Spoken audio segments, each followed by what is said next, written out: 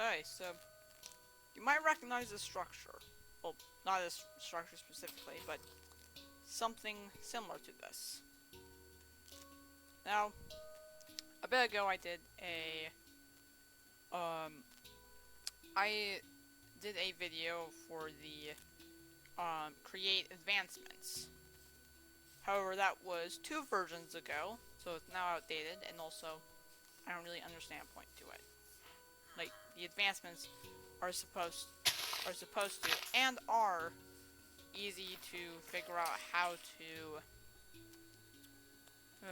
to get them in the game, so a tutorial is not really necessary. However, the mod, the advancements like to tell you how to get stuff that will help you in a survival world. It doesn't really teach you the mechanics of stuff. It teaches you about the mechanical press, basic power mechanics. Anyways, let's go ahead and switch this farm off real quick. So, first off, let's talk about the basics of this. So, create is a tech mod. Just gonna make this look a bit nicer here. However, most people think of tech mods as something like immersive engineering or mechanism or tech mods like that use electricity with other technologies. However, Create is not like that. Create is, in my opinion, much more vanilla, because it uses rotational energy.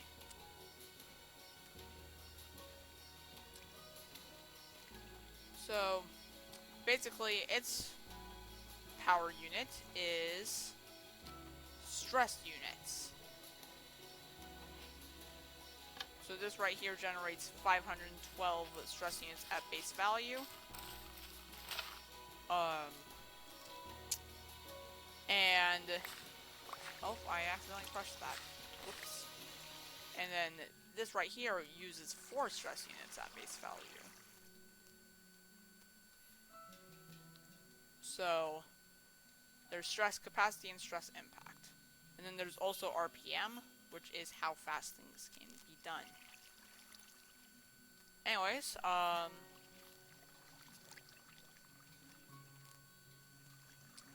me go ahead and get some command blocks. Actually, I don't need command blocks. Let me just do this real quick. Okay, got that fixed. Now someone move and it will never rain. Which is better for videos. Okay, so first, let's go over the first things you'll need. For any other information is useful, you're gonna need to know how to actually use what are kinetic components. Kinetic components are anything that use rotational energy and cause some effect using it. They can also generate it too. So, as you may have seen me grab,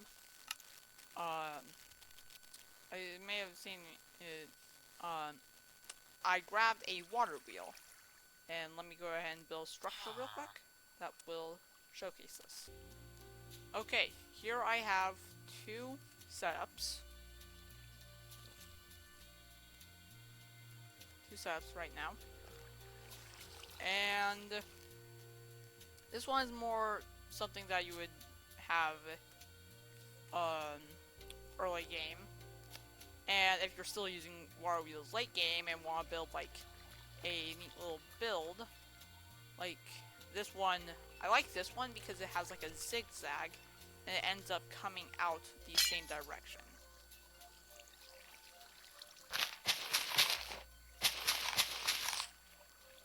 Let me just fix this real quick.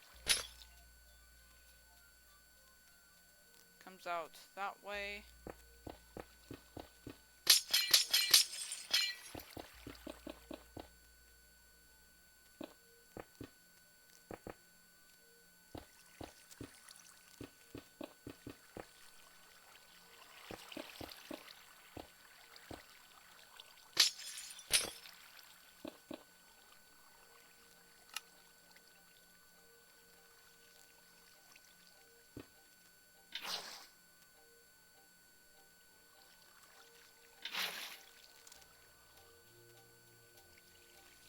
For example, here, the water is flowing in from this side and flowing out that side.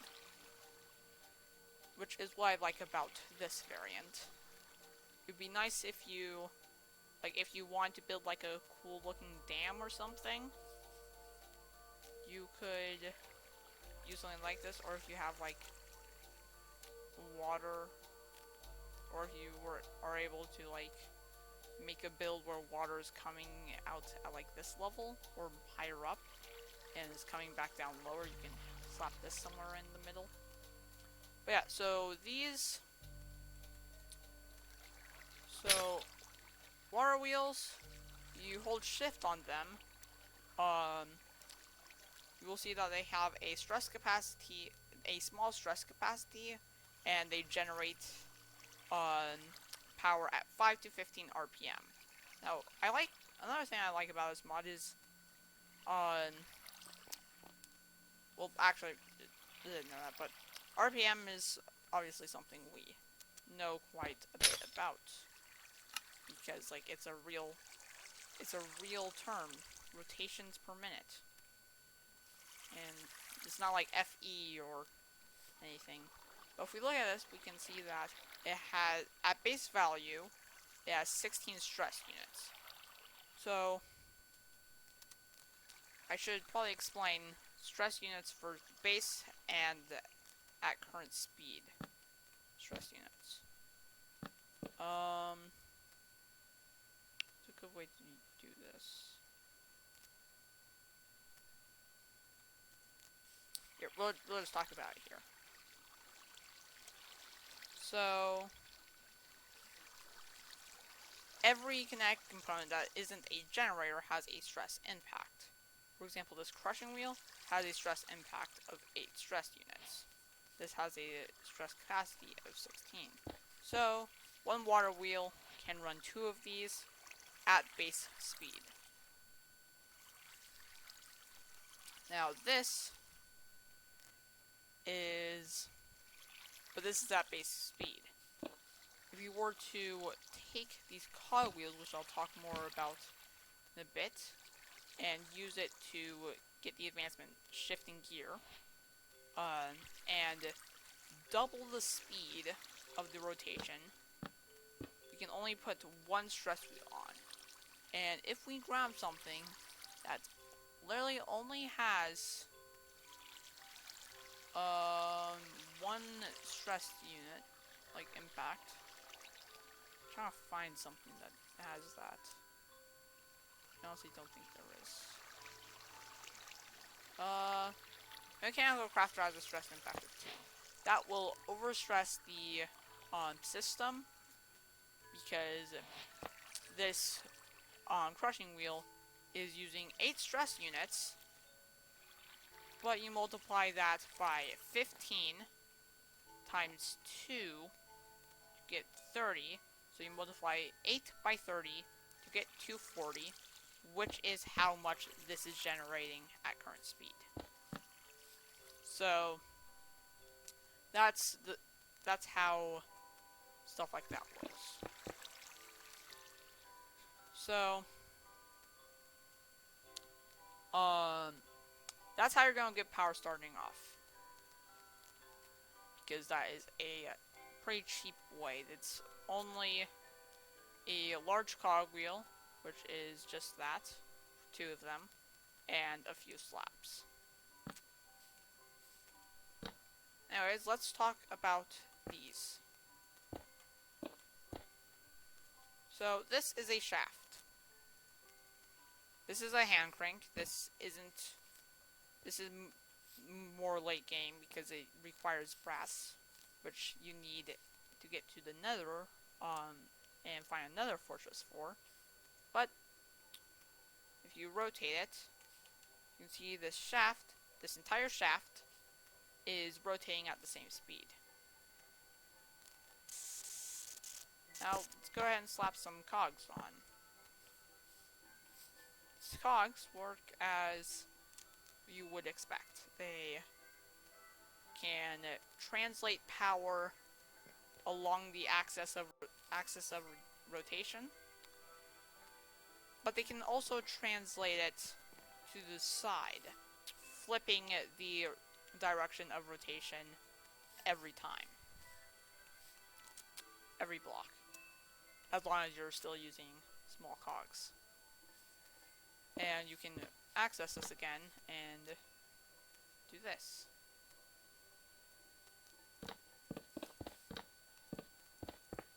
Now, let's say you just have something that can only generate things at 1 RPM. I think what that would actually be is a mechanical bearing with a single block of wool. Because this counts as a windmill. Go ahead and power it. Then that only has like 1 RPM. Not sure if that's exact, but yeah. Yeah, it's exact. Because to get the RPM from the stress capacity or usage or whatever, you just take current speed and divide it by base value. So right now it's 1.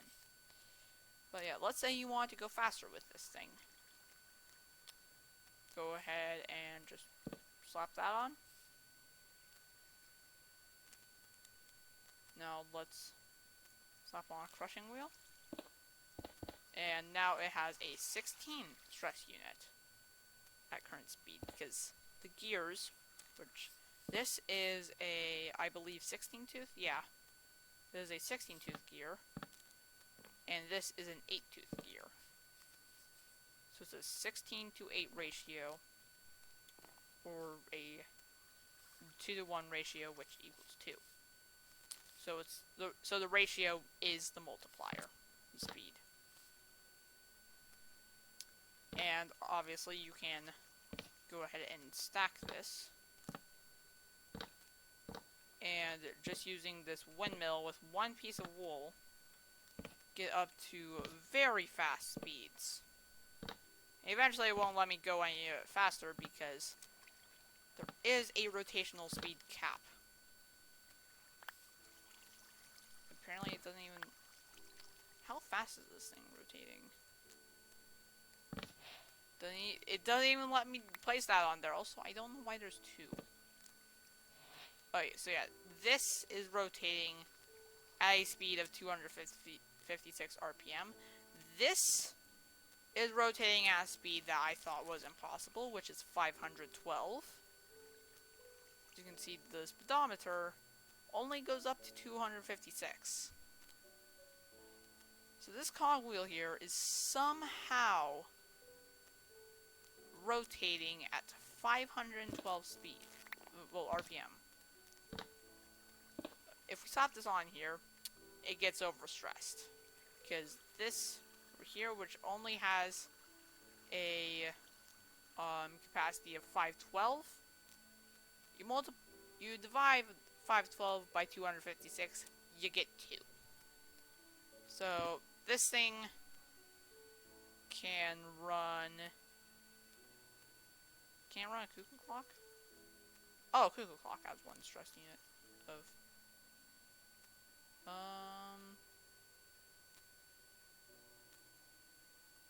the mechanical crafter. This is still rotating at 256. So therefore, if I... Right, I need to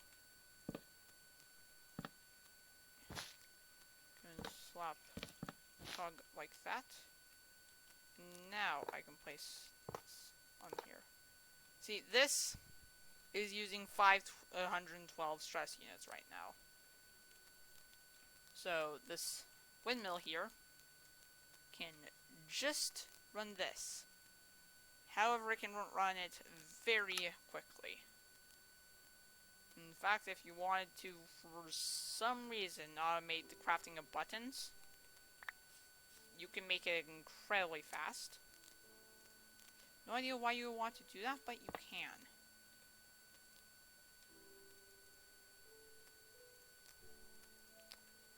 I'll get to these mechanical crafters later and probably in another video. But yeah, look at it. It just blazes through them. Like, as fast as the hopper goes. Again, don't know why you would want to automatically craft buttons. Maybe if you want to make like a cogwheel factory. But I don't know. Anyways.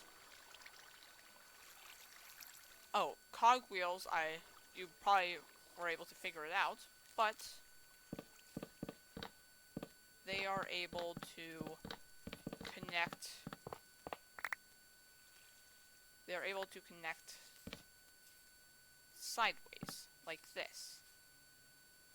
As you can see, they are rotating. Now this can be used to connect two large cogwheels like you would with the small ones. And it does not like that, because if you've ever played with gears before, you'll know that 3 gears don't go well together.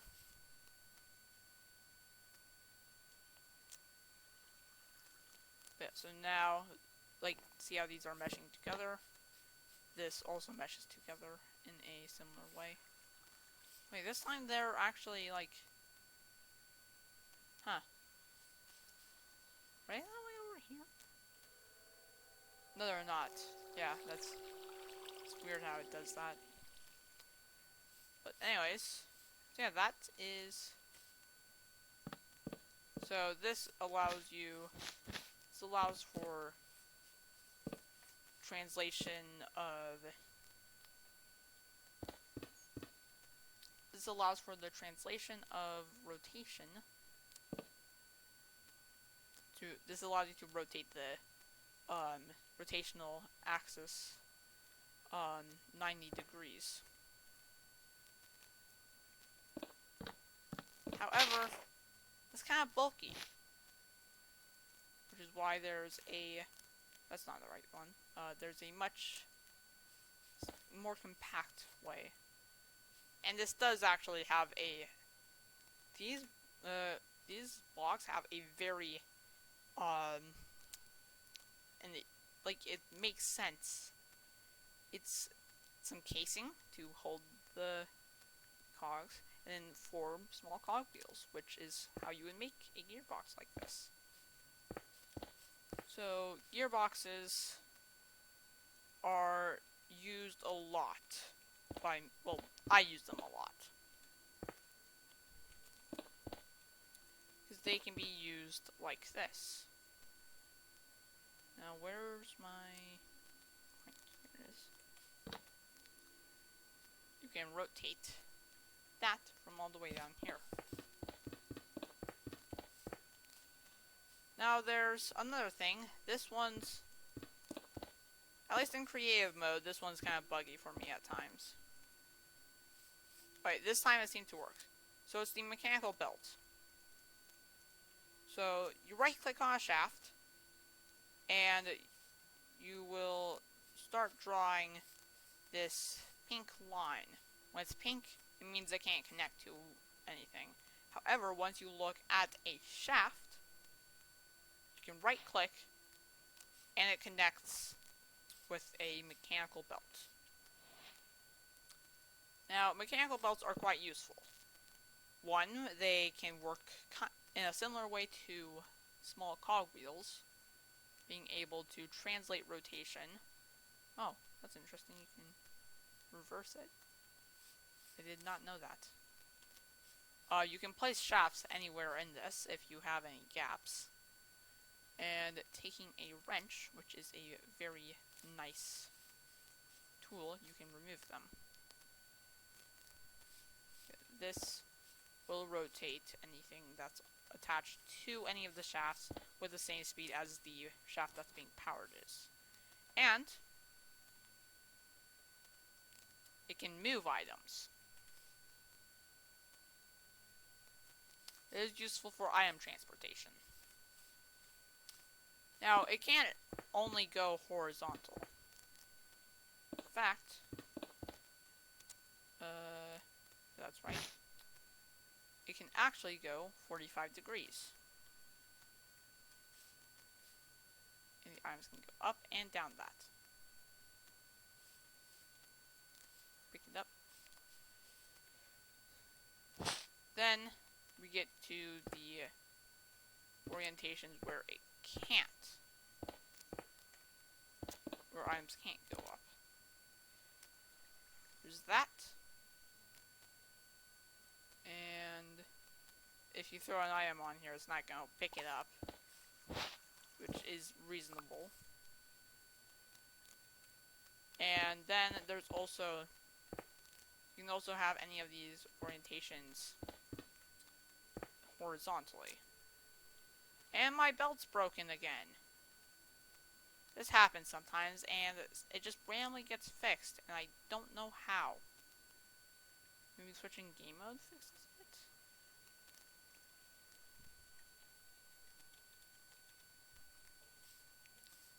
Nope. Yeah, I don't know why it does that.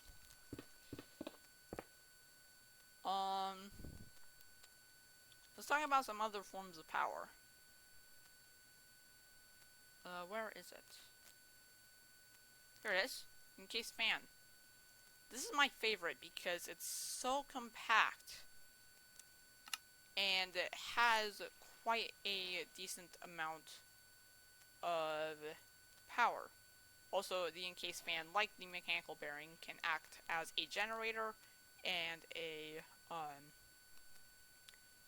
like an actual use, and then a kinetic component that uses stress units, and stress capacity and stuff. Also, in Create 0.1, right now I'm on Create 0.2.4, which is the 1.15 version, and as the first 1.15 version, 1.15.2 version, and as of the making of this video, the latest. Yeah, I finally remember what I was actually looking for. So, if you have a downwards facing encased fan and a flint and steel, and you power it, it rotates. Now, it doesn't have to be a flint and steel either. It can just be a lava. However, flints, I do use lava if you've been watching my streams, where I've been playing a survival world with this mod, Create Plus, and the Gravestone mod, and a mod I made.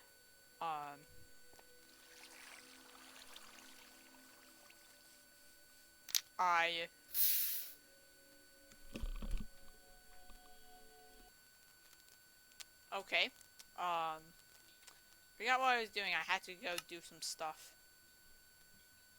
Oh, I just learned about these things. Those are cool. But that's from Quark, and that's not the mod I'm talking about. What's the recording at?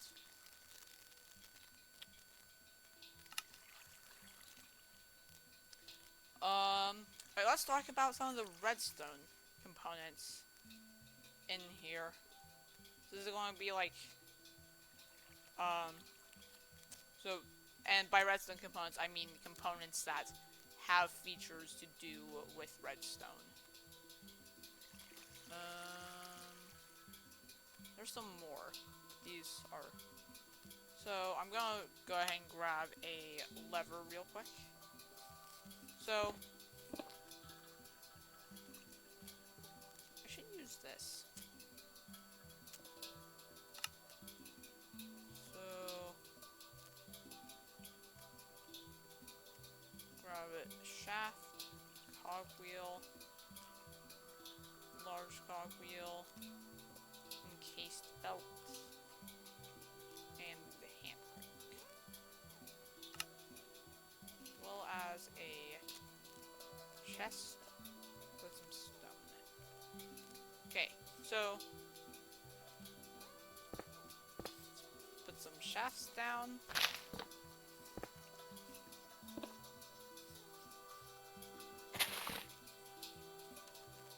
Now let's clutch.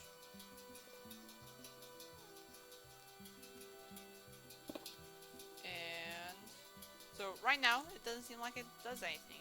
It seems like it's just a normal shaft but in a block. So the encased shaft, that's what that is. It's just a shaft in a block. However, you switch over to here and turn it on. Give it a redstone signal. It won't convey the thing anymore.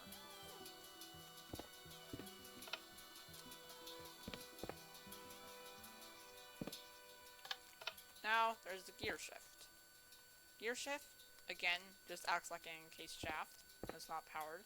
But then you power it, and it reverses the rotation. Now the next object, we're gonna have to use these encased belts, which work like the mechanical belt, but they're in a block, and they can't really go diagonally, but they can do this. So that's pretty neat. But the adjustable pulley, I'm gonna grab an analog lever real quick. Let's switch these around. So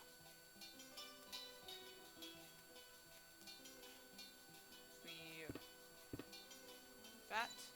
So right now, it just works like how the encased belt works normally.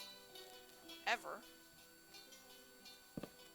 take this analog lever and bring it all the way up to its max. You can see that the output shaft rotates at half the speed of the input shaft. And if we go over here, we can see that the opposite is true. So depending on the signal, like here, now this will be 1.5 times faster, and this will be 0.75, I believe, times as fast. That's just slightly slower, and that's slightly faster.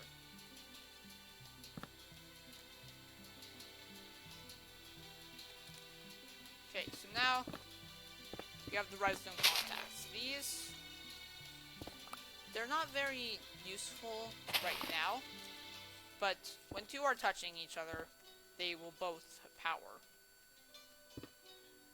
So, don't really know how useful that is for anything that would be that you would be able to create off of the knowledge from this video. But anyways, moving on, we have the Nixie tube. Now this is like it's like a steampunk sort of display that has like these glass jars with some wires that light up when powered. The Nixie tube, when given a redstone signal, will display the value of that signal, and it can go all the way up to 15. This is useful for debugging if you are playing literally just with Create. But if I have High Law, I don't know how you say it. It's a weird name, but if I can just look at redstone wire and see what the power is. Now I have the redstone link. This one's interesting. So let's set. So it has two frequencies, frequency 1 and frequency 2. Let's do Nixie Tube, Redstone Contact, and over here we will do the same. Now go ahead and search this and shift right click that one, making this the receiver and this the transmitter. I'm gonna go ahead and grab the redstone lamp, place the redstone lamp next to that redstone link, and place a lever next to this. As you can see, it's wireless redstone. That's what this is.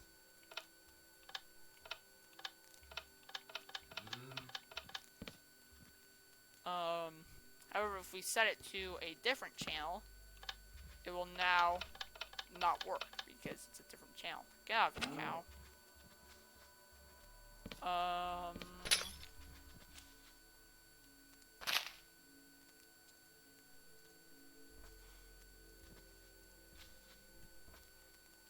So, now let's talk about the Stockpile Switch.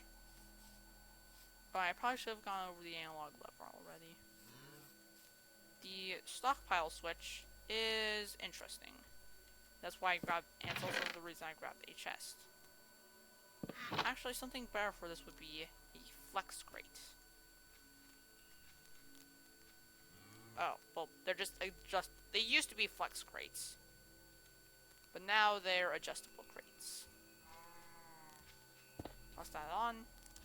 So, the adjustable crate is pretty self-explanatory. You can adjust the amount of items it can hold. Set it to 512, which is its default. So, the Stockpile Switch, it is pretty configurable.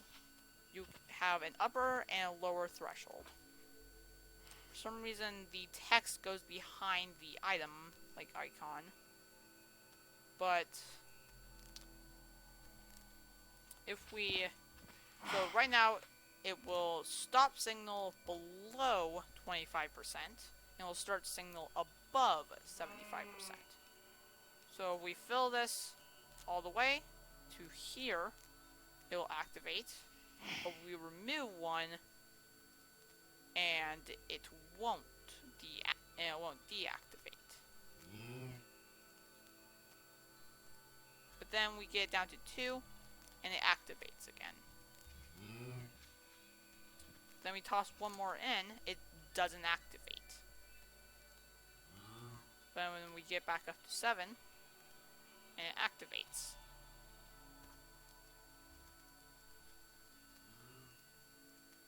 And if it's down here, it's like that. And if we do that, it still is active as well. Anyways, I think that is it for this video. I haven't really talked about this that much, but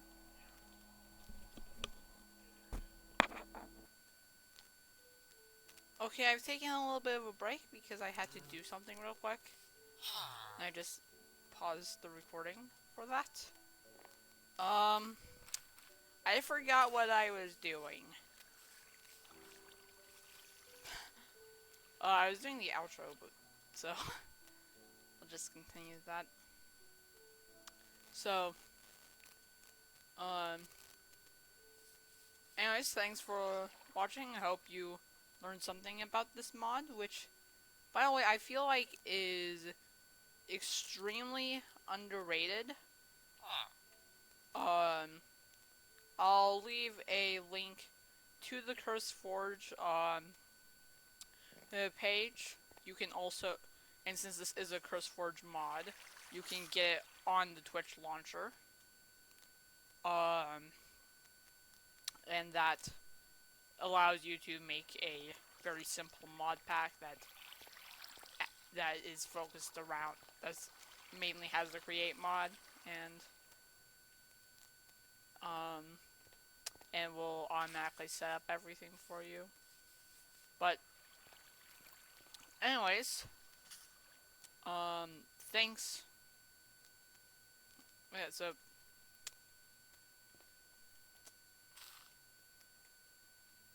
this one smells weird. I'm still not good at outros. And me, also, yes, I recorded a video because instead, I didn't stream today, instead I recorded the video.